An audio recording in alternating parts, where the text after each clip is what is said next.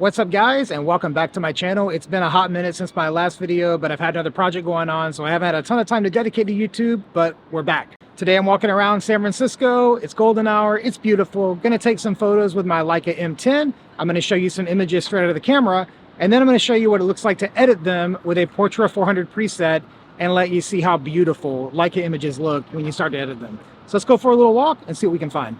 All right, today I'm shooting on the Leica M10 with the 50 Summicron f2. Pretty standard setup. I feel like it's probably the most universal setup. Now it is a Tuesday around dinner time, and I honestly was expecting the city to be a little more lively, but I'm near downtown. People walking around, but not a lot going on. But we'll find some stuff to shoot.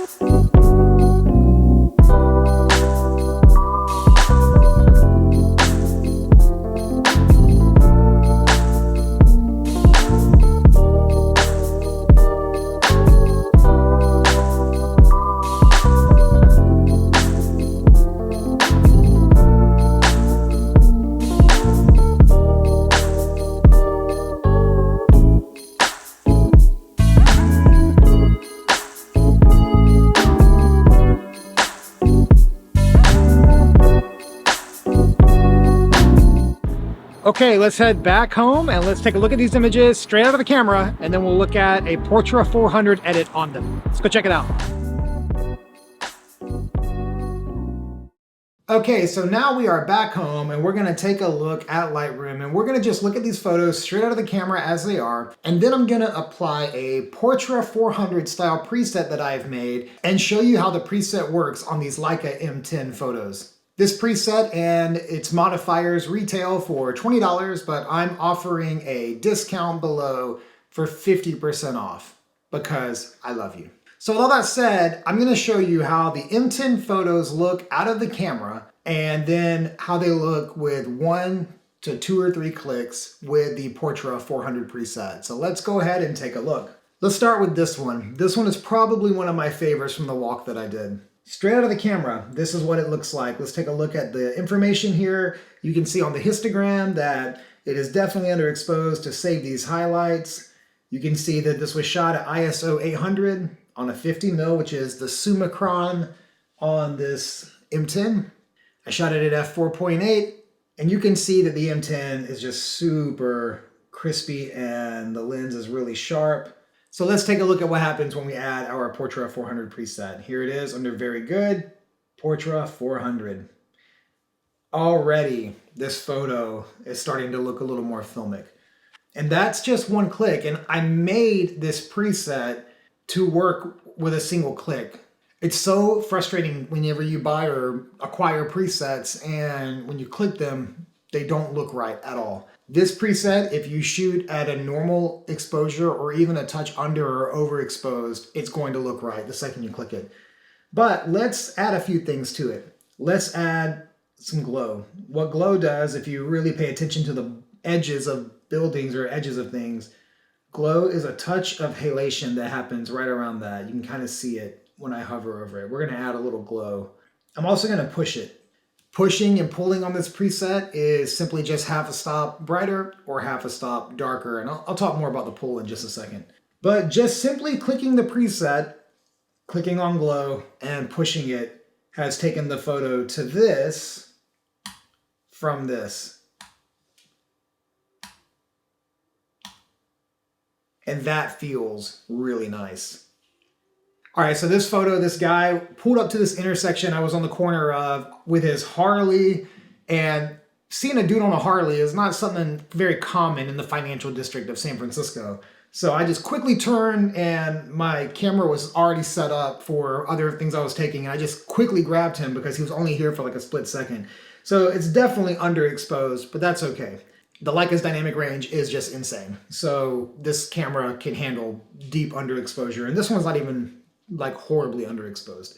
And one other thing I'll add about this photo is you can see that there's a little flare happening right in here. And that is because the Summicron 50 is very sensitive to flares. In fact, if you get any sunlight on this thing, it's going to take over the whole frame. If you are shooting with a 50 Summicron, flares are either something you love because you love flares or something you hate about this lens because it's going to flare. And I wasn't even like shooting into the sun or even near the sun and I still got this flare.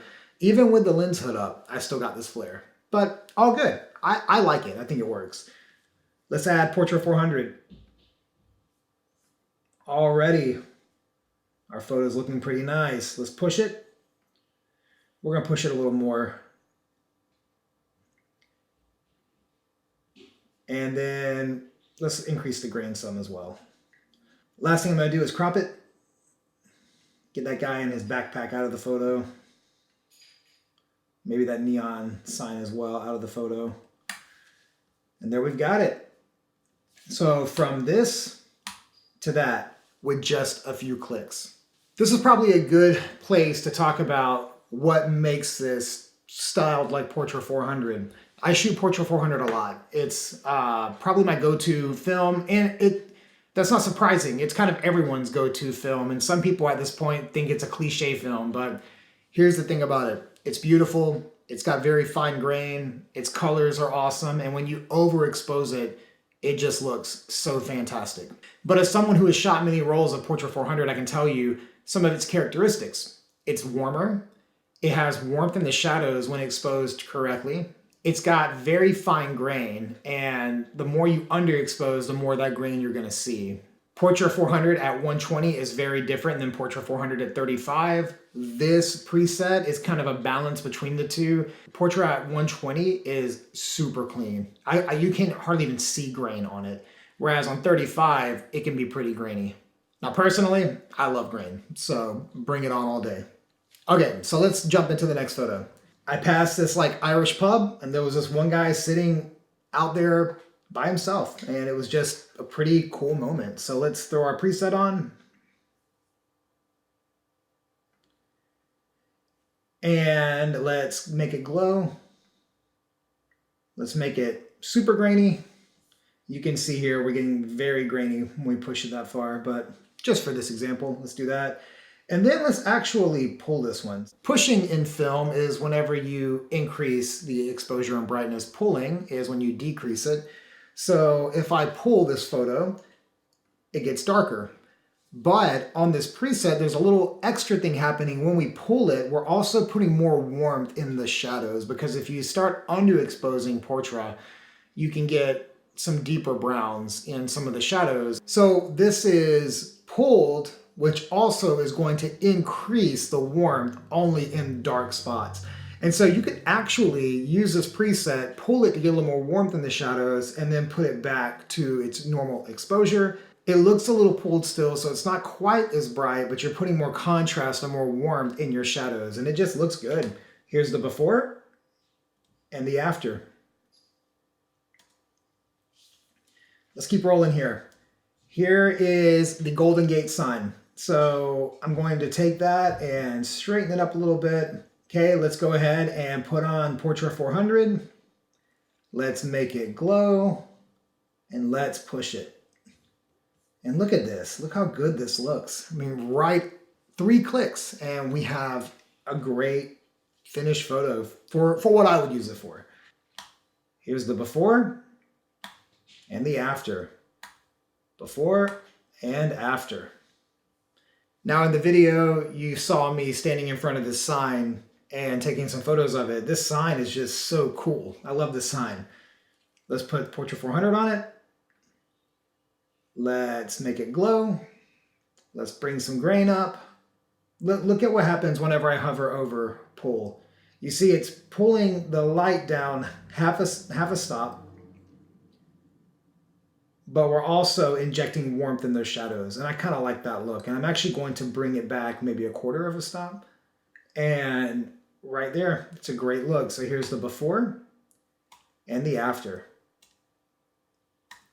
Here's a trash can that I saw. You are loved. And a lot of trash beside it. Let's straighten this up. Do any of you guys find yourself always shooting kind of like this? With my Sony, I sometimes turn the level on, but with the M10, I'm always constantly just a little to the right. All right, here we go. We're gonna throw a Portra 400 on. And look at the saturation when I click this, all right? If I undo it, look. That is another thing about Portra. It can be a fairly saturated film. That looks awesome. Gonna push it, and let's make it super grainy. I'm digging it. So as I was leaving the city, right around sunset, I pulled off at one of the last exits before you kind of get out of San Francisco, going south on the 101. And I pulled off into a neighborhood that's like up on a hill, and that neighborhood is not crowded. There's like plenty of parking up there. It's just a neighborhood. But I parked my car on the hill and took this photo. And honestly, it's one of my favorite skylines I've gotten of San Francisco before. That's in the side mirror of my car. So let's throw on Portra 400. Let's put on some glow. We don't even need to push it. It just looks great. I'm very stoked on this photo. I think I would crop it maybe a little like this, or maybe even a touch more. And again, I just had my 50 on. I think this photo could have been more impactful if I had like a 35 on and gotten the building behind my mirror as well. But I really love this picture of the city. I think it's beautiful. And then literally like to my right, there was this woman standing on the corner here, and the sun was setting over the ocean, beautiful colors in the sky. And I love the way the sunlight was hitting this yellow building. And this lady just standing there, this moment was just super pretty. And so let's throw on Portra 400. Let's make it glow, and let's push it. But pushing it doesn't really feel right. So I'm gonna put it back, and all I have to do is bring the exposure back to 0. I'm actually gonna pull the highlights down on that to get more of that sun, and maybe underexpose it a little and bring these shadows up. But I want to be careful. When I increase shadows, I typically increase contrast too, because I don't want it to look all like HDR. Now I'll push it a little bit, and that looks a lot more like how I would style it. You see how little effort, like just a couple clicks, and we got from this to this.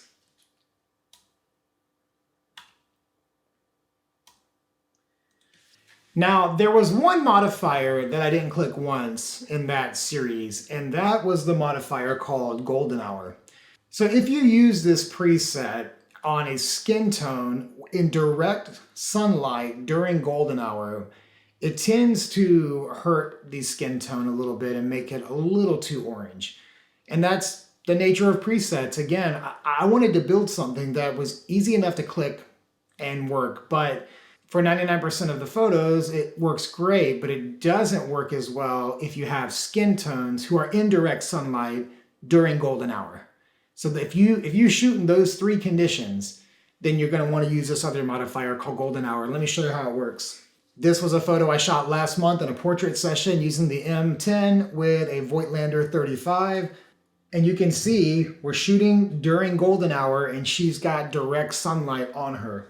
Let's add Portra 400, and already we see the problem. That direct sunlight is making her skin super orange. So let's go ahead and click Golden Hour. And that's gonna bring her skin tone back to normal. And now we can do the rest of our things to this photo. We can make it glow, we can push it or pull it, but it looks good without either pushing or pulling, I feel like, and straighten it up a little bit, because again, to the right. And now it looks much more like it was intended to look, because without the golden hour modifier, you saw skin gets a little orange, a little crispy there. And when I hover over golden hour, you see it just gets rid of that orange glow while keeping the characteristics of the rest of the photo. Okay, you've now seen Portra 400 play out on the M system. Let's look at 1 or 2 photos that were taken with other systems. I'm gonna hop up in my Lightroom search. I'm gonna go to camera and I'm just gonna choose something like my Sony A7R IV. What I've got here is a picture of my friend Jesse taking some photos at Lake Tahoe. You can see this was shot on the Sony A7R IV on the 135 GM. Freaking magic lens. Let's go ahead and straighten it up because it's gonna bother me if we don't. And we're gonna open up our Portra 400 and click it. Portra 400. Let's make it glow.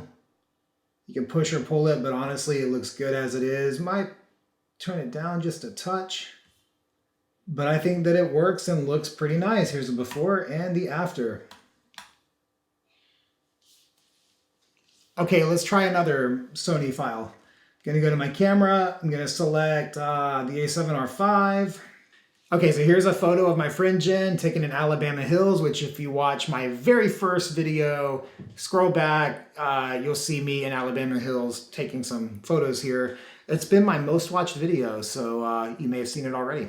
Let's click Portra 400, and already that photo looks incredible. But do you notice, because she's in sunrise golden hour, her skin is a little orange. So we're gonna hit golden hour, and just bring that back a little bit. And then I think I'm gonna pull this photo some as well. So with just 3 clicks, and let's just add a little more grain to it as well, we've got a nice filmic style photo here. Bring it up a little bit maybe, and yeah, I think we're looking pretty good. Before and after. Let's find something that was shot on Canon. Okay, here's a photo of my friend Leah from the East Coast, from Charlottesville. We're gonna add Portra 400, and we're just gonna push it. Gonna bring it up a little bit, and I mean, look at this. That is right on the money for what I was going for with this preset. Portra 400 has a very vibrant green and warm tones in it, and this looks fantastic. I love this. And I hope you see how effortless it was to get this look with this preset. While we're at it, let's just try something with Fuji. Okay, so we pulled up a Fuji X100V file. We're gonna straighten it up. This is at Cannon Beach, just random photo, nothing serious, just out there with a friend last year and snap this shot. Let's go ahead and add Portra 400 and let's push it. And right there, looks fantastic. 2 clicks and you see how the preset works on a Fuji system. So all of this to say, this preset, if you like a film style, I think will serve you really well. And it also goes to support this channel and my photography business and company, so win-win, right? If I can create tools that help you out, and in return, you give me money, which helps me out and helps support this channel, then we're all winning.